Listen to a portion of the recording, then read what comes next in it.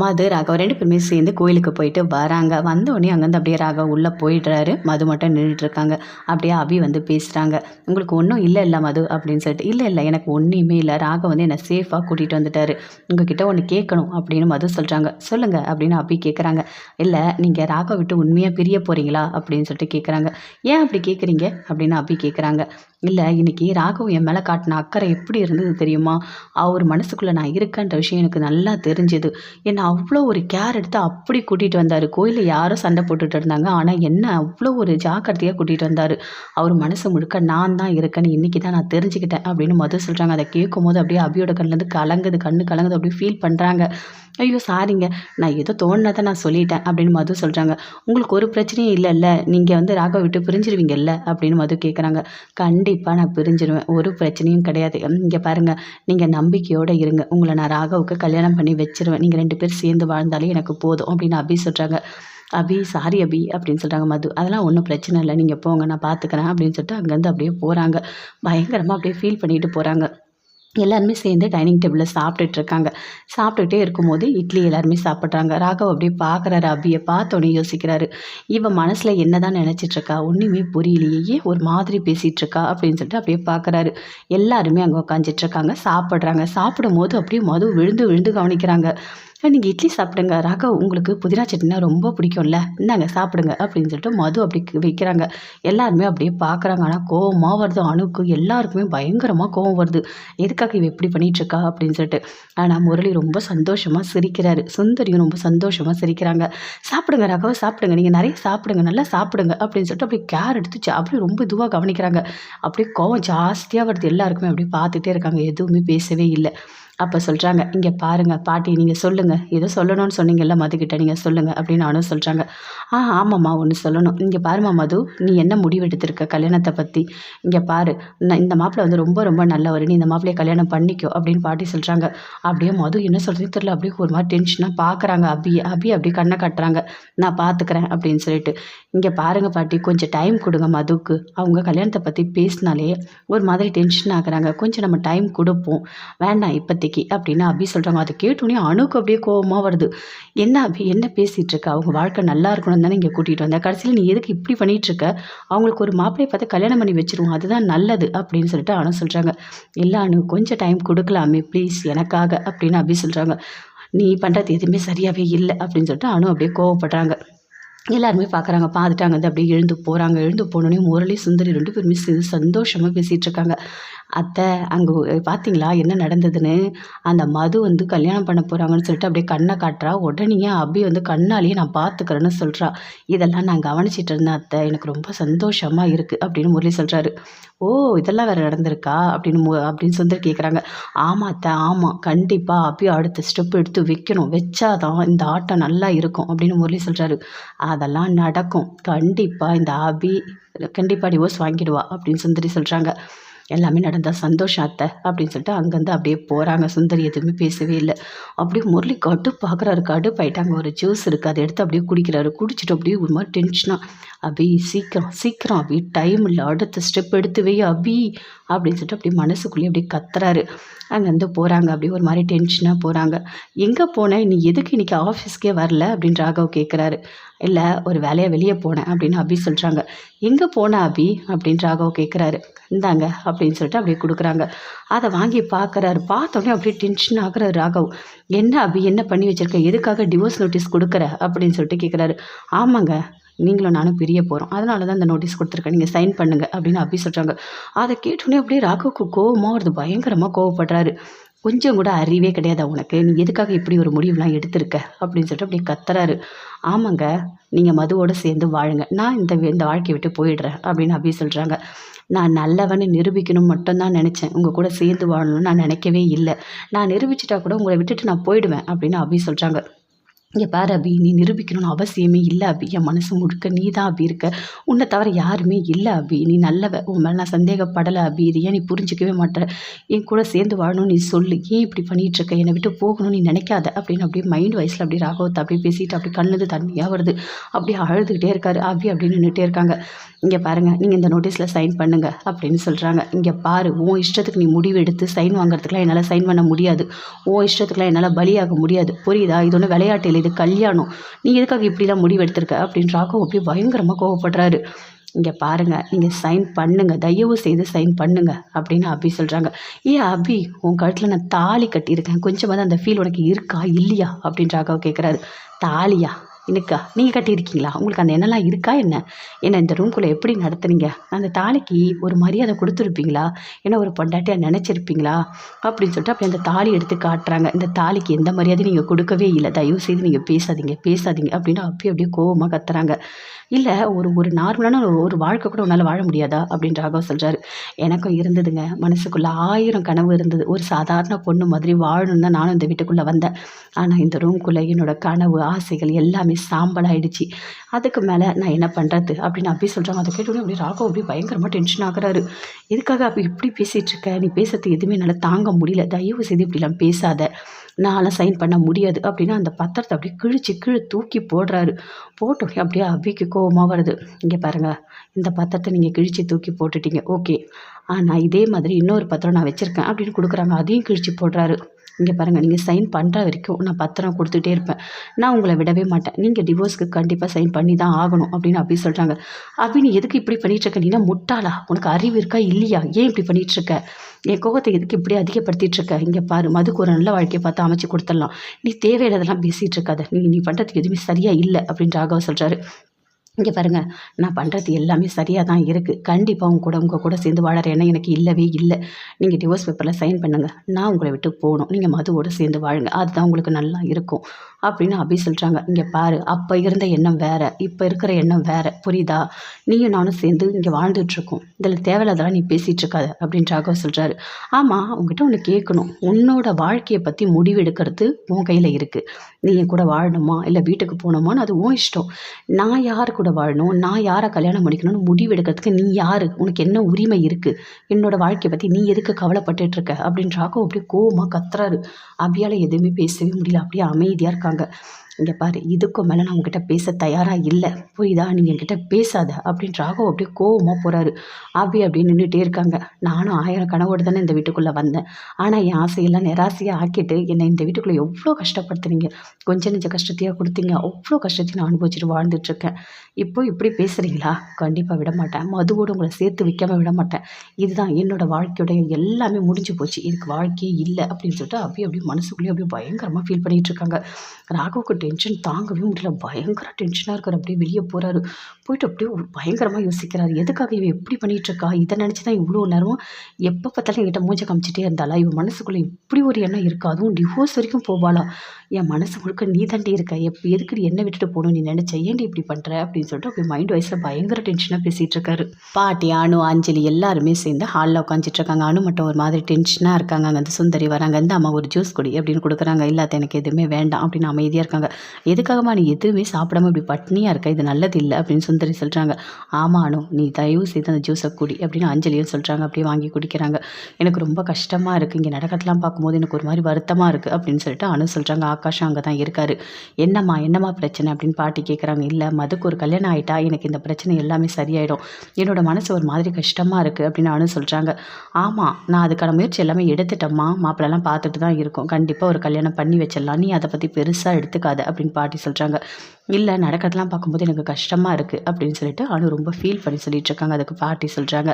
இங்கே பாருமா, நல்லா புரிஞ்சுக்கோ, ஆபி தங்கமான பொண்ணு, மது மேலே ஒரு அக்கறையில் தான் இதெல்லாம் பண்ணிகிட்ருக்கா, நீ தப்பாக புரிஞ்சுக்காத, அபியோட மனசு அப்படி, நீ எதுக்காக இப்படி நினச்சிட்ருக்க அப்படின்னு பாட்டி கேட்குறாங்க. இல்லை, இந்த அபி ஏன் கொஞ்சம் கூட புரிஞ்சிக்கவே மாட்டா, அவளோட வாழ்க்கையை பற்றி அவள் கவலைப்படவே மாட்டான். நான் எத்தனையோ வாட்டி எடுத்து சொல்லிட்டேன், மதுக்கு ஒரு கல்யாணம் பண்ணி வச்சிடலான்னு சொல்லிட்டு, ஆனால் கல்யாண பேச்சு எடுக்கும் போதெல்லாம் இந்த கல்யாணம் வேண்டாம், கொஞ்சம் அமைதியாக இருங்க, பொறுமையாக இருங்கன்னு சொல்லிட்டு இருக்கா. ஆனால் இதெல்லாம் நல்ல நல்லது இல்லைல்ல அப்படின்னு சொல்லிட்டு ரொம்ப ஃபீல் பண்ணி அனு சொல்லிட்டு இருக்காங்க. ஆகாஷ் நீயாவது எடுத்து சொல்லு அணுக்கிட்ட அப்படின்னு பாட்டி சொல்கிறாங்க. நானும் சொல்லிட்டேன் பாட்டி, ஆனால் அணு கேட்குற மாதிரியே இல்லை, ரொம்ப வருத்தப்படுறா, அபியை பற்றி ரொம்ப ரொம்ப கவலைப்பட்டுட்டு இருக்கா அப்படின்னு சொல்லிட்டு ஆகாஷம் சொல்கிறாரு. இங்கே பாருமா, நீ கவலைப்படாத, கண்டிப்பாக மதுக்கு நம்ம ஒரு வாழ்க்கையை அமைச்சு கொடுத்துருவோம், நீ எதுக்காக இப்படி வருத்தப்பட்டுட்டு இருக்க அப்படின்னு சொல்லிட்டு ரொம்ப ஃபீல் பண்ணி பேசிகிட்டு இருக்காங்க. அதுக்குள்ளே மதுவை கூப்பிடுறாங்க. கூப்பிட்டு கேட்குறாங்க, இங்கே பாருமா உனக்கு மாப்பிள்ளை பார்த்துருக்கோம் ஓகேவா அப்படின்னு சொல்லிட்டு, இப்போதைக்கு அதை பற்றி எதுவும் பேச வேண்டாம் அப்படின்னு சொல்லிட்டு மது மறுபடியும் உள்ளே போகிறாங்க. அப்படியே கோவமாக வருது அணுக்கு. பார்த்தீங்களா அவங்க என்ன நினைக்கிறாங்கன்ற விஷயமே தெரியல, எனக்கு அப்படியே ஒரு மாதிரி டென்ஷனாக இருக்குது அப்படின்னு சொல்லிட்டு அணு ஒரு மாதிரி பயங்கரமாக டென்ஷனோடு பேசிகிட்டு இருக்காங்க. அப்படியே பார்க்குறாரு முரளி, இவன் ஏன் இப்படி பண்ணிகிட்ருக்கா அப்படின்னு சொல்லிட்டு. இங்கே பாருமா, உன்னோட எண்ணம் எல்லாமே ஒன்றுமே இல்லாமல் போயிடும். அபிக்கு ராகவ் கட்டின தாலி மட்டும்தான் நிஜம், இது நிஜ கல்யாணம் அப்படின்னு சொல்லிட்டு பாட்டி சொல்கிறாங்க. ஆமாம் அனு, உனக்கு ஏன் புரியவே மாட்டேது, ராகவ் வந்து மதுவை லவ் பண்ணதெல்லாம் உண்மை தான், உயிருக்கு உயிராக காதலிச்சான், எங்ககிட்ட வந்து சொன்னான், நாங்களும் சரின்னு சொல்லிட்டோம். ஆனால் இப்போது அந்த காதல் எதுவுமே எங்களுக்கு இல்லை, அதை பற்றி அவன் யோசிக்க கூட மாட்டான். அபி கூட அவனுக்கு நடந்தது மட்டும்தான் நிஜ கல்யாணம், அபியோட தான் அவன் வாழ்வான், நீ எதுக்காக தேவையானதெல்லாம் கற்பனை பண்ணிகிட்டு இருக்க அப்படின்னு அஞ்சலி சொல்கிறாங்க. அப்படியே அனு ரொம்ப ஃபீல் பண்ணிகிட்டு இருக்காங்க. எல்லாருமே எழுந்து அங்கேருந்து போகிறாங்க. அப்போ சுந்தரி முரளி 2 பேருமே சேர்ந்து பேசிகிட்டு இருக்காங்க. பார்த்தீங்களா பார்த்தீங்களா, தானாக நடக்கிறத கூட இந்த அணு கெடுத்து விட்டுருவா போல இருக்கு, என்ன பேச்சு பேசிகிட்டு இருக்கா, 2 பேரும் சேர்ந்து வாழணும்னு நாம் நினச்சா இவ பிரிக்கணும்னு நினைக்கிறா, எப்படியாவது மதுக்கு இன்னொரு மாப்பிள்ளையை கல்யாணம் பண்ணி வச்சிருவாளாம். எனக்கு வர கோவத்துக்கு அத்தை, எனக்கு பயங்கரமாக அப்படியே டென்ஷன் ஆகுது அத்தை அப்படின்னு முரளி சொல்கிறாரு. இங்கே பாரு முரளி, நீ தேவையில்லாத டென்ஷன் ஆகிட்டுருக்க, அதை நடக்கிறதெல்லாம் தானாக நடக்கும் புரியுதா. அவ சொன்னா அந்த அபி கேட்டுருவாளா, அபி ஒரு முடிவு எடுத்தா அது யாராலையுமே மாற்ற முடியாது புரியுதா, அவள் அடுத்த ஸ்டெப் எடுத்து வைப்பா, கண்டிப்பாக எல்லாமே நல்லதாகவே நடக்கும், நீ தேவையில்லாத இங்கே கோவப்பட்டுருக்காத, கொஞ்சம் பொறுமையாக இரு அப்படின்னு சொல்லிட்டு அங்கேருந்து அப்படியே போகிறாங்க. அப்படியே யோசிச்சுட்டே இருக்காங்க. அபி என்ன பண்ணலாம், ஏதாவது ஒன்று பண்ணி ஆகணுமே, கண்டிப்பாக மதுக்கும் ராகவுக்கும் கல்யாணம் பண்ணி வைக்கணும், நாம் டிவோர்ஸ் பேப்பரை காட்டினா கூட அவர் சைன் பண்ண மாட்டாரு, வேண்டான்னு சொல்கிறாரு, எப்படி தான் பண்ணுறது, எப்படி 2 பேரை சேர்த்து வைக்கிறது, உடனே ஒரு முடிவு எடுத்தாகணுமே அப்படின்னு சொல்லிட்டு அபி அப்படியே ரொம்ப ஒரு மாதிரி ஃபீல் பண்ணி யோசிச்சுட்ருக்காங்க. ராகவ் எதுவுமே பேசவே இல்லை. அபி தேவையான எல்லா துணியும் எடுத்து பேக் பண்ணுறாங்க. என்ன அபி என்ன பண்ணிகிட்ருக்க, எதுக்காக துணியெல்லாம் எடுத்து நீ பெட்டியில் வைக்கிற அப்படின்னு ராகவ் கேட்குறாரு. அபி எதுவுமே சொல்லவே இல்லை. அபி நான் சொல்கிறத கேளு அபி, ஏதாவது சொல்லு, இதை வாயை திறந்து பேசு அப்படின்னு ராகவ் சொல்கிறாரு. இங்கே பாருங்கள், நான் உங்ககிட்ட பேசுகிற மனநிலையில் இல்லை அப்படின்னு சொல்லிட்டு அபி அப்படியே கோவமாக பொட்டியெல்லாம் எடுத்து வச்சுட்டு வராங்க. வெளியே ஹாலில் எல்லாருமே இருக்காங்க. ஆகாஷ், பாட்டி, அனு எல்லாருமே அங்கே தான் இருக்காங்க. அப்படியே பொட்டியை எடுத்துகிட்டு வராங்க. என்ன அபி பொட்டியெல்லாம் எடுத்துகிட்டு வர அப்படின்னு சொல்லிட்டு அனு கேட்குறாங்க. அப்படியே அமைதியாக இருக்காங்க. அபி எதுவுமே பேசலை. என்னம்மா சொல்லு, எதுக்காக நீ பேக் எடுத்துகிட்டு போகிற அப்படின்னு சொல்லிட்டு பாட்டி கேட்குறாங்க. இல்லை பாட்டி, இதுக்கு மேலே நான் இந்த வீட்டில் இருக்க தயாராக இல்லை, நான் இந்த வீட்டை விட்டு போகிறேன், நீங்கள் மதுவை ராகவுக்கு கல்யாணம் பண்ணி வச்சுருங்க, என்னால் இதுக்கு மேலே சகிச்சுக்கிட்டு இந்த வீட்டில் இருக்க முடியாது அப்படின்னு அபி சொல்கிறாங்க. அதை கேட்டோன்னே அப்படியே பாட்டி எதுவுமே பேசவே இல்லை, அப்படி தவணையிலே ஒரு அறை விடுறாங்க. அப்படி பார்க்குறாங்க. எதுக்காக நீ இப்படி ஒரு முடிவு எடுத்திருக்க, கொஞ்சம் கூட யோசிக்கவே மாட்டியா, உனக்கு எங்களை பற்றிலாம் நீ நினைக்கவே மாட்டியா, நீ பேசுகிறதுலாம் நல்லா இருக்கா, மதுன்ற பொண்ணு லவ் பண்ணால் ஓகே, ஒரு பிரச்சனையும் கிடையாது, அந்த பொண்ணு இறந்துடுச்சு நினச்சி உன்னை கல்யாணம் பண்ணிட்டான், இப்போது உன்னை கல்யாணம் பண்ணிட்டான், அதுதான் நிஜ வாழ்க்கை, நீ ஏன் புரிஞ்சிக்கவே மாட்ற, உயிரோடு வந்த பொண்ணு வந்தால் அதுக்காக கல்யாணம் பண்ணி வச்சுருவாங்களா, நீ வந்து கற்பனை பண்ணிட்டு எல்லாம் பண்ணிகிட்டு இருப்பிய நீ அப்படின்னு சொல்லிட்டு பாட்டி அப்படியே பயங்கர கோபமாக பேசுகிறாங்க. எதுவுமே பேசவே முடியல. அப்பியால் அப்படியே அமைதியாக இருக்காங்க. இங்கே பாருமா, நீ பண்ணுறது எல்லாமே தப்பு, நீ எடுக்கிற முடிவு எல்லாமே தப்பு, தயவு செய்து நீ உள்ளே போயிடு அப்படின்னு சொல்லிட்டு பாட்டி சொல்கிறாங்க. இல்லை பாட்டி, தயவு செய்து புரிஞ்சுக்கோங்க, அவங்க கூட வாழ்ந்தால் தான் நல்லாயிருக்கும், எனக்கு அவருக்கும் செட்டே ஆக மாட்டேது, தயவு செய்து நான் வீட்டுக்கு போயிடுறேன் அப்படின்னு அபி சொல்கிறாங்க. அபி, நான் இப்போ அடித்தது உனக்கு கொஞ்சமாவது ஞாபகம் இருக்கா இல்லையா, தயவு செய்து புரிஞ்சுக்கோ, நீ பேசுகிறது எல்லாமே தப்பாக இருக்குது அப்படின்னு பாட்டி சொல்கிறாங்க. என்ன அபி, என்ன பேசிகிட்டு இருக்க, என்ன முடிவு எடுத்திருக்க, ஏன் நீ இப்படி ஒரு முடிவு எடுத்திருக்க அப்படின்னு சொல்லிட்டு அப்படியே அணு பயங்கரமாக அப்படியே டென்ஷன் ஆகுறாங்க. இங்கே பாரு, நீ பண்ணுறது எல்லாமே தப்பாக இருக்குது, அதுவும் அவரை விட்டுட்டு போகணும்னு சொல்கிற, மதுவை கல்யாணம் பண்ணி வைக்கணும்னு சொல்கிற, ஓ இதெல்லாம் மனசில் வச்சுக்கிட்டு தான் நீ மதுவுக்கு கல்யாணம் பண்ண வேண்டான்னு சொல்லிட்டு அமைதியாக இருக்க சொன்னியா, இதான் காரணமா அப்படின்னு அணு அப்படியே கத்துறாங்க. இங்கே பாரு அனு, நான் சொல்கிறது எல்லாமே உனக்கு இப்போ புரியாது, போக போக புரியும் அப்படின்னு அபி சொல்கிறாங்க. என்ன புரியணும், என்ன புரியணும்னு கேட்குறேன் அப்படின்னு சொல்லிட்டு அப்படியே அஞ்சலியும் கத்துறாங்க. கொஞ்சம் கூட யோசிக்கவே மாட்டியா அபி, நீ நீ கற்பனை பண்ணிட்டு எதுக்காக இப்படி வாழ்ந்துட்டுருக்க, அந்த பொண்ணு வந்தால் ஒன்றும் தப்பு இல்லை, ஏதோ உயிரோட வந்துடுச்சு, அந்த பொண்ணுக்கு ஒரு வாழ்க்கையை அமைச்சு கொடுத்துரும், அவ்வளோதான் பண்ண முடியும், அதுக்காக நீ ராகவை கல்யாணம் பண்ணி வைப்பியா, எதுக்காக நீ இப்படி பேசிகிட்டு இருக்க, நீ எடுக்கிற முடிவு எல்லாமே ரொம்ப ரொம்ப தப்பாக இருக்குது, ஏன் நீ இப்படி தப்பாக யோசிக்கிற அப்படின்னு சொல்லிட்டு அஞ்சலி அப்படியே பயங்கர கோபமாக கத்துறாங்க. அப்படியே ராகவ பார்த்துட்டே இருக்காரு, எதுவுமே பேசவே இல்லை. என்ன ராகவ் நீ எதுவுமே பேசவே மாட்டே, அபி இஷ்டத்துக்கு பேசிட்டு இருக்கா அப்படின்னு பாட்டி சொல்கிறாங்க. அப்படியே ராகவ் பார்க்குறாரு, அபி கிட்ட வராரு, வந்து நிற்கிறாரு. என்ன அபி என்ன பண்ணி வச்சிருக்க, இப்படி தான் பண்ணுவியா, இப்படி தான் நடந்துப்பியா அப்படின்னு ராகவ் கேட்குறாரு.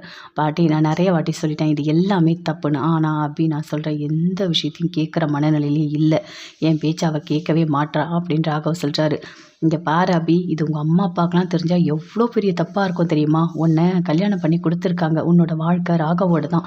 நீ வீட்டுக்கு போனால் உங்கள் அப்பாவுக்கு உடம்பு சரியில்லை, அவருக்கு இப்போ தான் ஆப்ரேஷன் பண்ணியிருக்காங்க, அவருக்கு தேவையில்லாத கஷ்டத்தை கொடுக்க போறியா, இதுக்காக நீ இப்படி பண்ண போகிற, உங்கள் அம்மா அப்பா பற்றி கொஞ்சம் கூட யோசிக்கவே மாட்டியா, உன் மனசில் தோன்ற விஷயத்தெல்லாம் நீ செய்வியா, உன்னை சுற்றி இருக்கவங்க எத்தனை பேர் கஷ்டப்படுவாங்கன்னு கொஞ்சம் கூட யோசிக்கவே மாட்டியா அப்படின்னு சொல்லிட்டு பாட்டி அப்படியே பயங்கர கோவமாக கத்துறாங்க. அப்படியே முரளி பார்க்குறாரு, பார்த்துட்டு மனசுக்குள்ளேயே நினைக்கிறாரு, அபி நீ எடுத்த முடிவு தான் அபி கரெக்டான முடிவு, தயவு செய்து வீட்டை விட்டு போயிடு, இந்த வீட்டிலலாம் நீ இருக்கவே வேண்டாம், நான் உன்னை கல்யாணம் பண்ணிக்கிறேன், உன்னை நான் சந்தோஷமாக பார்த்துக்கிறேன், நீ இந்த வீட்டில் இருக்கவே கூடாது அப்படின்னு சொல்லிட்டு அப்படியே மைண்ட் வாய்ஸில் அப்படியே மனசுக்குள்ளேயே சிரிச்சிட்ருக்காரு. சுந்தரி ரொம்ப சந்தோஷமாக சிரிக்கிறாங்க. எப்படியாவது அபி வீட்டை விட்டு வெளியே போயிடணும், அவள் இங்கே இருக்கவே கூடாது அப்படின்னு சொல்லிட்டு. இங்கே பாரு நீ பண்ணுறதுலாம் தப்பு தான் அப்படின்னு சொல்லிட்டு சுந்தரியும் சொல்கிறாங்க. எல்லாருமே சேர்ந்து சொல்லிகிட்ருக்காங்க. ஆனால் அபி மட்டும் நான் சொல்கிறது கரெக்டு தான், தயவு செய்து என்னோட மனநிலையில் இருந்து புரிஞ்சுக்கங்க, நீங்கள் எதுக்காக இப்படி பண்ணிகிட்ருக்கீங்க அப்படின்னு சொல்லிட்டு அபி சொல்கிறாங்க. நீ பேசுகிறது எல்லாம் கரெக்டு தாம்மா, ஒன்றும் தப்பு கிடையாது, ஆனால் நீ எடுக்கிற அந்த முடிவு தான் தப்பாக இருக்குது. நீ மனசில் நமக்கு நிறைய விஷயம் தோணும், என்னென்னவோ தோணும், ஆனால் அது எல்லாமே நம்ம வாழ்க்கையில் செய்ய முடியாது. சில விஷயத்த சில நேரத்தில் தப்பு சரின்னு யோசித்து தான் முடிவெடுக்கணும், புரியுதா அப்படின்னு பாட்டி சொல்கிறாங்க.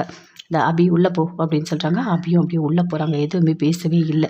அப்படியே ஒரு மாதிரி டென்ஷனாக உட்காந்துட்ருக்காங்க. அங்கே வந்து ராகவும் பின்னாடியே போகிறாரு, போயிட்டு பேசுகிறாரு.